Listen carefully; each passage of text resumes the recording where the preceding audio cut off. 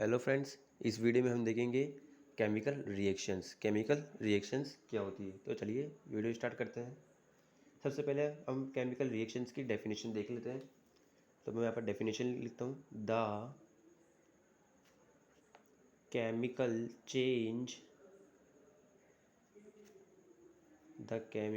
Change in a substance is called chemical reaction.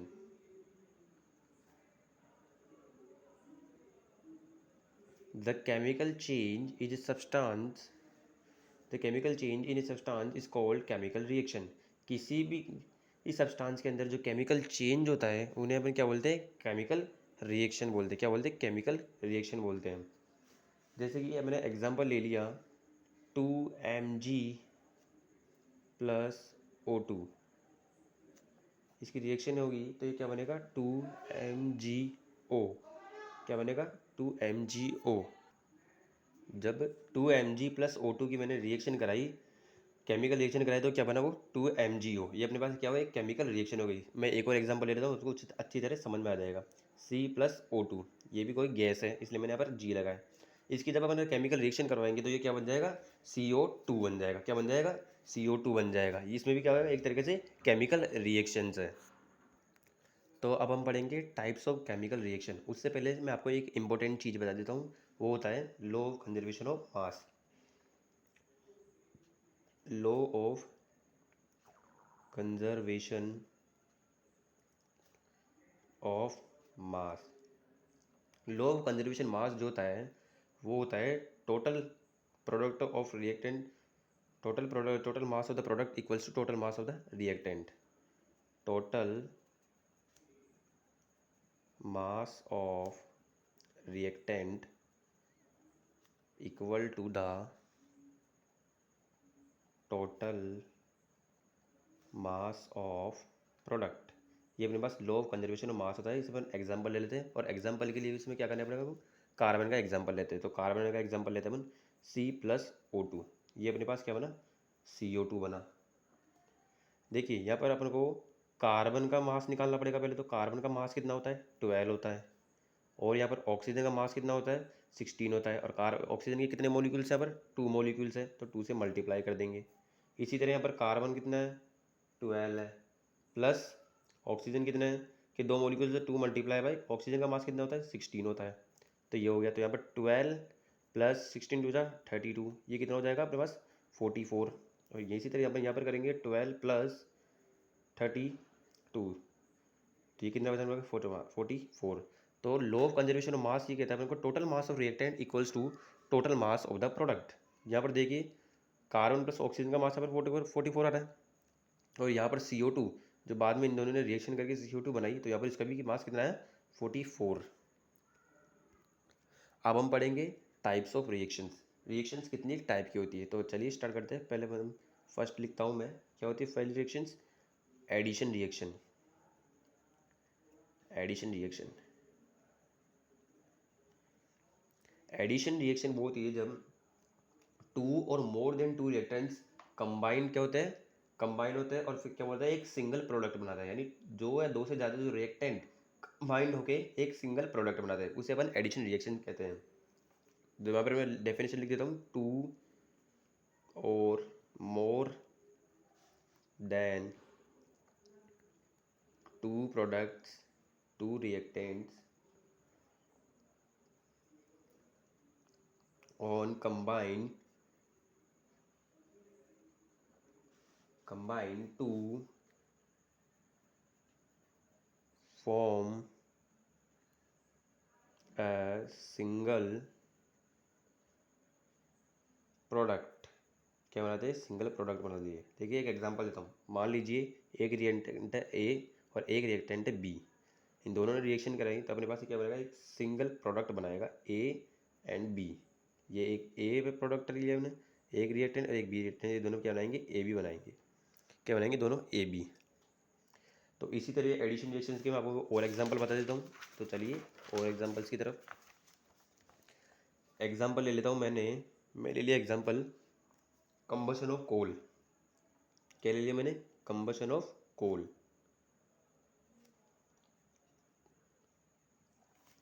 Combustion of coal में carbon plus oxygen, carbon solid है और oxygen gas. Carbon को मैंने oxygen के presence में बर्न किया तो क्या बना, CO2 गैस बनी। ये एक एडिशन रिएक्शन है, टू रिएक्टेंट्स मिलकर एक सिंगल प्रोडक्ट बना रहे हैं। उसके अलावा combustion of magnesium wire, combustion of magnesium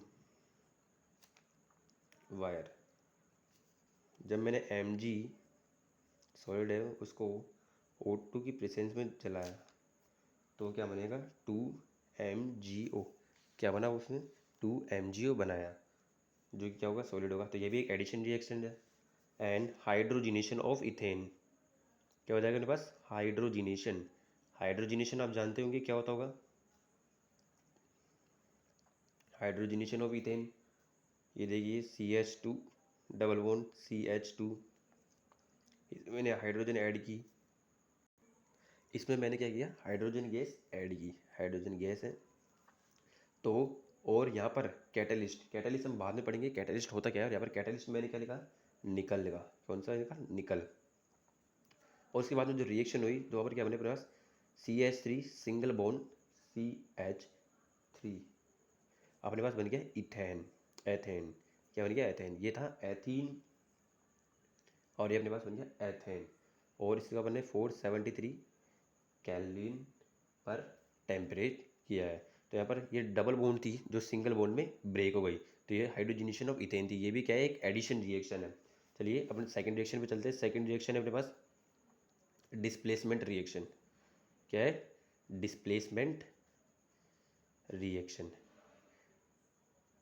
displacement reaction क्या होती है, कोई भी एटम या ग्रुप ऑफ एटम एक रिएक्शन में प्रेजेंट हो और वो रिप्लेस्ड हो जाए किसी ग्रुप के एटम और अदर रिएक्टेंट से, तो उसे अपन डिस्प्लेसमेंट रिएक्शन कहते हैं। मैंने जैसे सपोज मैं एक एग्जांपल ले लेता हूँ, जैसे मैंने मान लिया AB प्लस C है और इन दोनों ने जब रिएक्शन की तो ये AC के साथ रिएक्शन करेगा तो AC बन जाएगा यहाँ पर, और प्लस B, और ये B का क्या कर देगा, A क्या होगा, ये C जब यहाँ A के पास आएगा तो ये B को रिप्लेस कर देगा, तो ये B अलग हो जाएगा, यानी इससे डिस्प्लेस हो जाएगा।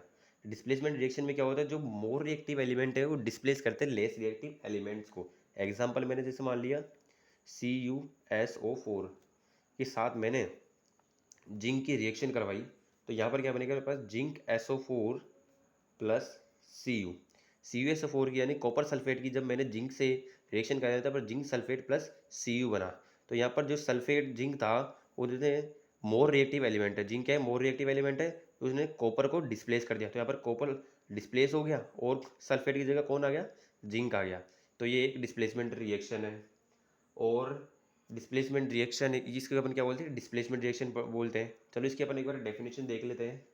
वैन, इसकी डेफिनेशन लिखनी क्या है अपन को, one atom or group of atoms present in one reaction is replaced by atom or group of atoms of other reactant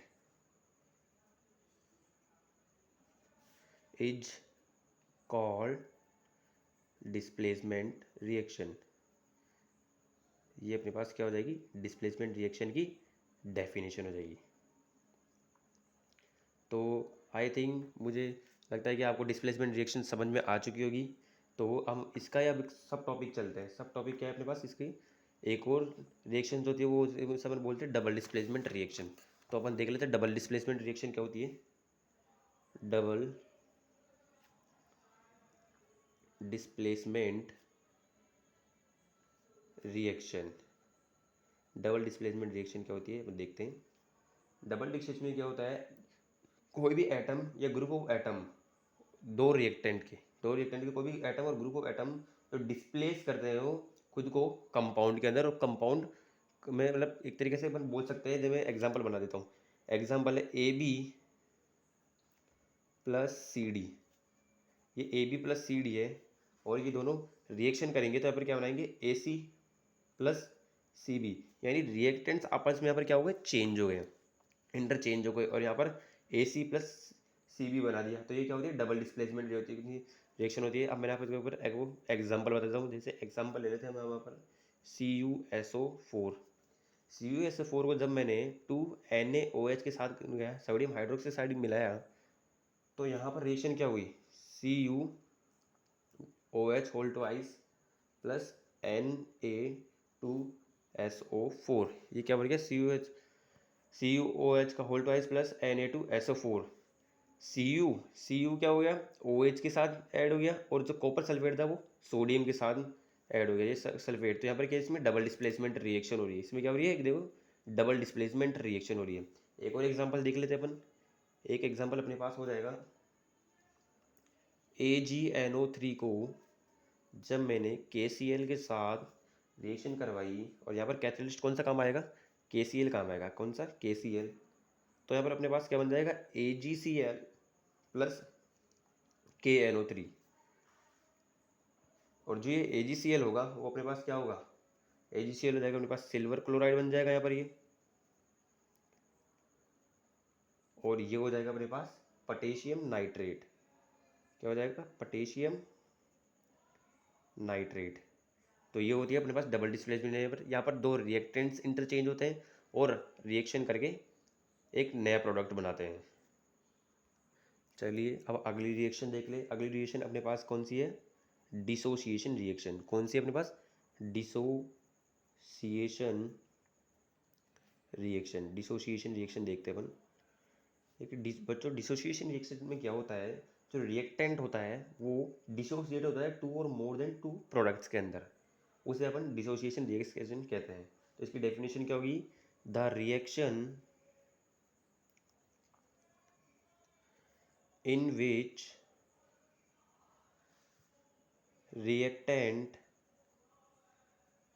dissociate into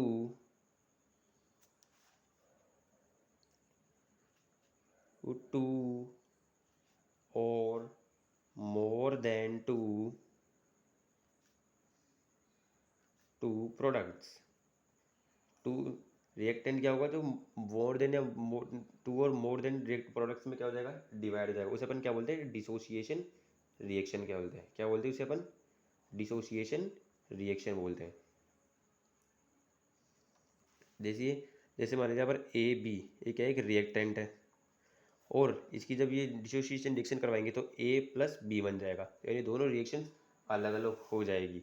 तो अपन इसे क्या बोलते हैं, डिसोसिएशन रिएक्शन बोलते हैं। अब डिसोसिएशन रिएक्शन के भी अलग सब टॉपिक्स होते हैं, या उनके सब पार्ट होते हैं। अब उसको पढ़ लेते हैं अपन पहले। तो A कौन सा होता है, इलेक्ट्रोलाइट, इलेक्ट्रोलाइट डिसोसिएशन। कौन सा होता है, इलेक्ट्रोलाइट डिसोसिएशन होता है।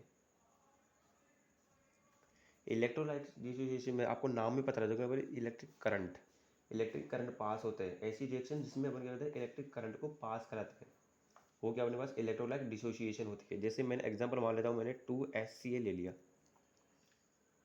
ये क्या है, लिक्विड है। 2HCl ले लिया मैंने, 2H2 सॉरी मैंने क्या ले लिया, 2H2O ले लिया। क्या ले लिया मैंने, 2H2O, जो क्या है, लिक्विड है। जब मैंने इसमें से इलेक्ट्रिक करंट यानी इसमें से करंट पास करवाऊंगा, तो इसमें से करंट पास कराया तो क्या होगा, 2H2 ये अलग हो जाएगा और O2 गैस अलग हो जाएगी, यानी इसमें दोनों रिएक्शंस में डिसोसिएट हो गई। जो रिएक्टेंट था वो टू प्रोडक्ट्स में डिवाइड हो गया। सेकंड सेकंड अपने पास होती है थर्मल डिसोसिएशन। कौन सी होती है, थर्मल डिसोसिएशन। तो थर्मल डिसोसिएशन क्या होती है,